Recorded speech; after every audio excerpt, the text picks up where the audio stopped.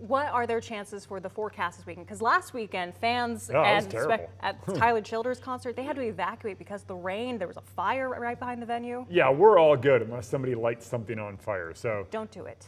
Thank you. I was going to say that, but thank you. That's a great piece of advice. Oftentimes, you shouldn't trust the advice I give you. Cody, I'm going to mess with your teleprompter. Good luck. All right, I'm out of here. I'm going to go do weather.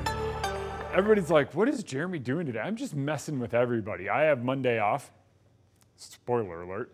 So I'm just messing with everybody around the office so they don't forget what I'm capable of on my day off. It's fun. We are sunny through the weekend, so if you're heading to Labor Day, you'll be okay. Heat advisories are in place, and that warmth does look to stick around like for a while. Heat advisories run Saturday to Monday. Monday, still an iffy one in terms of temperatures, starting to knock those temperatures back just a little bit from the forecast high because it looks like clouds build a little better. But heat advisories do last because we're going to be in the 90s. 93 on Saturday here in Spokane, 95 on Sunday. We've talked about it a few days. Record high on Sunday, 98 degrees. I don't quite think we're going to be there. 95 is a bit of a stretch. We might do it. Cool, thank you. All right, when we go to our next day, that's Monday, and Monday looks like it still has increasing cloud cover. That increasing cloud cover throughout the day is what's going to keep our temperatures just a little bit cooler. I'm going to bump us down to 90 degrees, I think. That's just the way this one looks.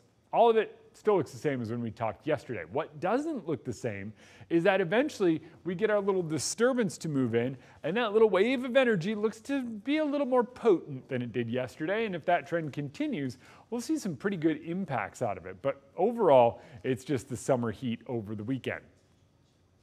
Are you ready? See the dip.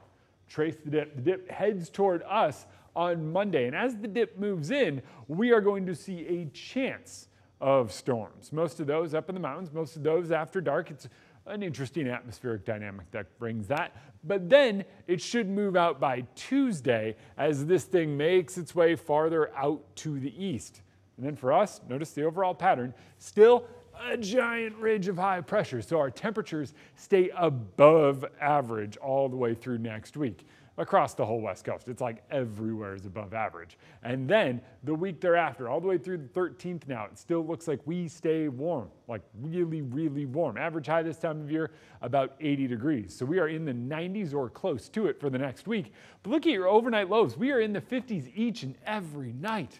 That's a lower sun angle and a lot less daylight than we had just a month ago.